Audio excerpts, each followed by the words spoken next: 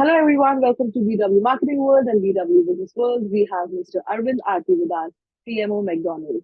Hello, Mr. Arvind. It was a pleasure having you here. Thank you so much for joining me. Hi, Rima. Thanks for having me. Arvind, what I would like to know from you in the very beginning is that what attracted you to the marketing landscape? Well, to be very frank, when I looked at marketing from outside, even before I joined the industry, I would say glamour played a big part in, you know, uh, pulling me towards marketing. But of course, the real reasons are more mundane. I did my graduation in statistics, and I saw consumer insights as a natural, follow up to my educational background.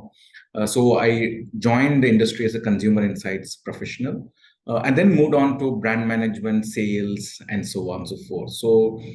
And I think through the career, especially the first few years, were of immense learning and many fantastic opportunities thanks to my mentors. And that I would say I was then fully like set in the marketing landscape, so to say. So glamour played a very big role, like as the young Arvind just liked it and then knew what was supposed to be done. Absolutely. When I pick up the business worlds or the business todays of that era, right, and I see the glamorous marketing leaders of those generation who inspired obviously so many more marketing professionals like myself, future marketing professionals like myself. And yeah, I mean, I have to admit that played a part. What would you say have been the turning point of your life in the marketing industry when you knew that this is it? This is what I want to pursue. What would be that turning point? Well, two different turning points, I would say. The first turning point, and as you articulated, Rima, when I knew this was it, was my first big brand launch. It was a brand called TVS Victor. I was a brand manager at TVS Motor Company. And we signed up no less than Sachin Tendulkar at the time. So for a young brand manager, it was like a dream come true, a big brand launch. I was mentored by many big professionals out there, and that's where I learned my stripes. So that was when my first experience with a full brand launch and a big brand launch. I would definitely say that's been one of my early turning points, which kind of cemented my interest in my career so far, so to say, in marketing. Then I would say my stint in Indonesia. I was there for about 4 years. No, that was a turning point for very different reasons. I think that really set me up in terms of a marketing career. Because what I realized 6 months after going to Indonesia is one has to unlearn a lot and learn completely new things. It taught me that there's something called a fixed playbook, right? That you come in and roll it out. It all depends on the category truth. It all depends on the consumer truth. It all depends on how humble you are as a professional to learn new things. So that, if you ask me, was the second and the big turning point for me, where I learned a lot from that stint, and it oriented me right, for the latter part of my career. Lovely. Coming on to some very hard-hitting marketing questions. So, traditional media, we are in a digital age anyhow, but traditional media has seen a major rise in the last 1 year. Call it print, call it your television, even outdoor advertising. We have seen so much creativity, and McDonald's undoubtedly has been a very big aspect of which coming back to it. How do you what do you see? Like, how do you see the marketing spend look like in the upcoming year, in the coming year ahead, in terms of traditional media giving back its platform? Definitely. I'm a big votary of the right mix between traditional media and digital media. Traditional media is not going away anywhere too soon. While yes, over a long term, one could definitely see a softness or a marginal decline as far as traditional media goes. But one of the big things going on for TV, for example, is even the latest studies say that it's a medium that's very strong as far as attention goes, compared to some of the other digital platforms. So the attention metrics does very well on traditional media like TV. And of course, digital proliferation is like immense, and the penetration among the youth, especially, is going very strong. So always digital media and traditional media would work together, be it from a funnel perspective or from a simply a reach perspective. And traditional media would be a strong component of our spends even going forward. So, my next question to you is on sustainability. I think sustainability is the new buzzword. I mean, I don't think so it's new anymore, but sustainability is definitely the word in the market. So, what is your take on brands that are doing for greenwashing as well as greenwashing to be competent in the market? Well, I think it's not a sustainable practice. In many of these things, it's important for the brand to be authentic. It's important to be genuine. In the case of McDonald's, it's all there, right? For example, if you're talking about sustainability, if we are, for example, eliminated all single-use consumer-facing plastic from our restaurants, it's a real move. If we are, many of our restaurants are moving to solar panels to generate, the energy needs. It's a real move. It's a tangible move. Recently, we've changed our delivery packaging to easy bottles, which are reusable bottles. So these are all tangible moves. There is no option but for responsible brands to behave this way. Uh, Greenwashing is, like I said, is not sustainable in this day and age. You get caught out, right? It becomes very embarrassing. These are not token announcements.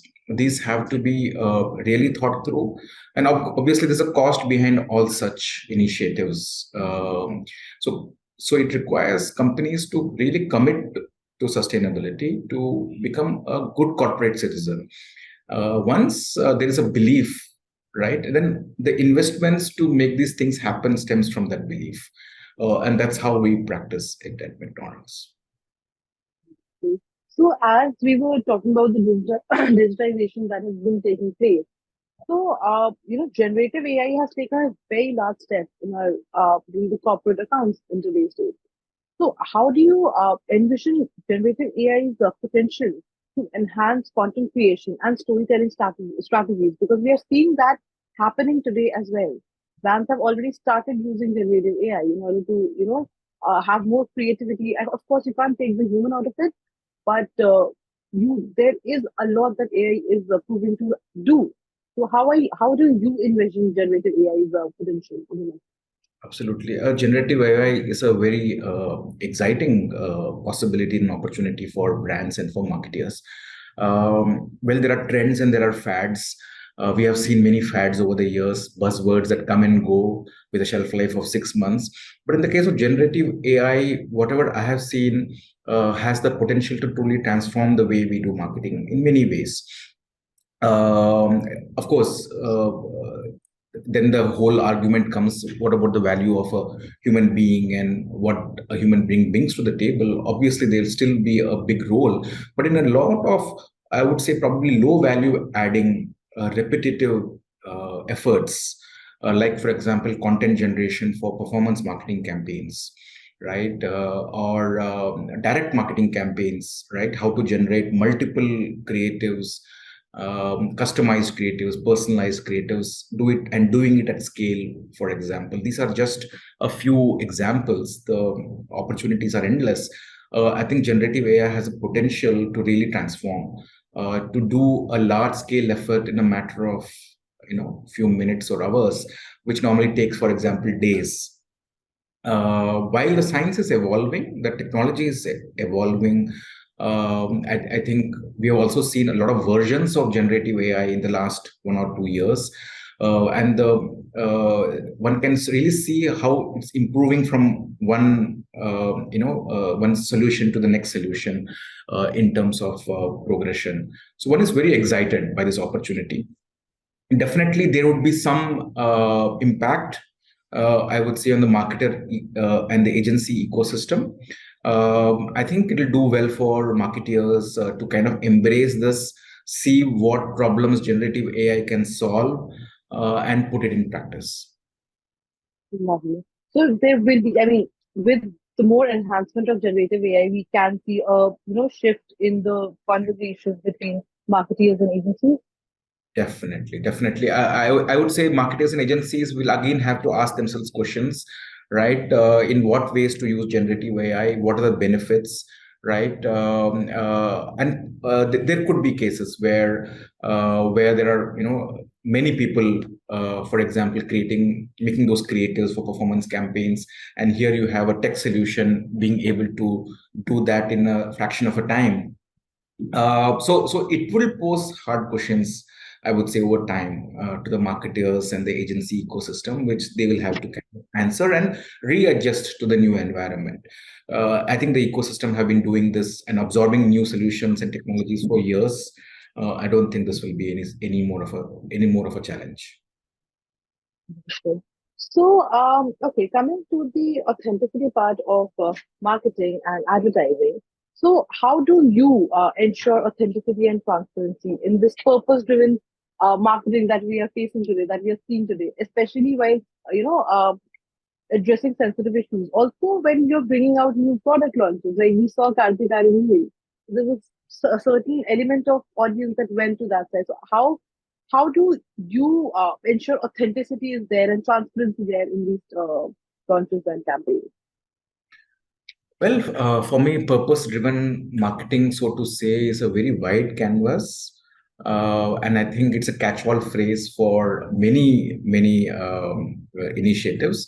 But at its core, I think it has to come from a genuine space. There has to be a genuine problem to solve. There has to be a genuine solution. But most importantly, it has to be strongly linked to business and brand goals, right? Let me start with the last. There has to be the purpose-driven marketing initiatives have to kind of come from the business and the brand goals. Else, it's very likely that they will have a very short shelf life. But to be truly committed to a platform, a purpose platform, or a continuing initiative, one has to start from a business and brand goals. So that's one. The other one is a genuine problem to solve and a genuine solution. There is no other way to approach it. It is only a combination of these three that make purpose driven marketing authentic. There's a saying from one of the leaders have said that purpose driven marketing has to cost the company something. If it's not costing you something, it's not really purpose driven marketing. It's just a marketing campaign, an emotive marketing campaign. So I would say these are some of the filters for something to be authentically purpose driven marketing. When you put these filters, very few make the cut, if you ask me. And that's why sometimes I'm uncomfortable with the phrase purpose driven marketing, because it seems to be an umbrella term with everything under it. But if you truly ask these few questions, then you get a few real good candidates who really inspire brands to kind of take a step in the journey towards making a difference to the people at large. Understood. So, okay, so this is basically festive season. We are here at the festive season, and it's also colliding with the World Cup. So, festive season is actually one of the most busiest season of all, and every brand, every marketer is looking forward at the third and fourth quarter because the season starts. Giving a plus point of cricket World Cup, it has gradually taken place. How do you, what I want to know from you is that how do you address these challenges in allocating the ad spend during this time? Because there's so much of competition around, there are rising costs, there's ad fatigue. So, how do you address these challenges? So I would say in the context of the festival quarter, and the cricket season. Uh, it is the combination of these two that make the October, November, December quarter the biggest quarter in the whole year. So no doubt it has to be adequately resourced. I think there are two ways to approach the resourcing. One is it's a quarter of festivals. So brand building is very important. It's a great opportunity for building the cultural connect for the brand. And last year also we did a festival campaign around Diwali. And this year also soon you will see a comprehensive festival campaign which aims to build brand affinity and the connect between the consumer and this fantastic occasion. So I would say at the brand level, that is one big opportunity that one kind of prioritizes. The second is, given the festival nature, it's also a quarter of indulgence, right? Be it Dasra, Diwali, or later towards Christmas, New Year. Indulgence is a big theme, and we have a very strong cheeseburger range that we are also augmenting with a few new burger innovations that you will hear in a few days. So that is a very strong aspect input for us, I would say, for this quarter. And lastly, you have the World Cup. And for us, our own channels also contribute a lot in terms of business. So through the funnel resourcing is going to be very important, making sure that that not only top of the funnel but the bottom of the funnel also has got adequate resourcing to drive that app installs and clicks and hence orders. So these are two or three ways in which one approaches this quarter to make sure the initiatives are resourced right.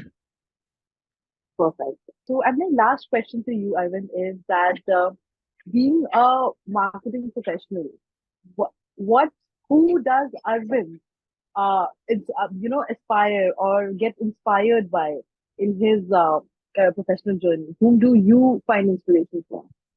Well, there's this gentleman, Ivan Menezes. He recently passed away. He was a CEO of Diageo. But he's my inspiration simply because he was the man behind Johnny Walker's Keep Walking campaign. And when I read the story, it kind of gives me goosebumps, right? How, as a marketing person, he came up with this campaign of Keep Walking. It's a legendary campaign. All of us know about it. And then it's one of the longest running campaigns, right? In this era of marketing where the shelf life of a campaign is a few months or a few quarters, here is a long running campaign over a decade or more, right?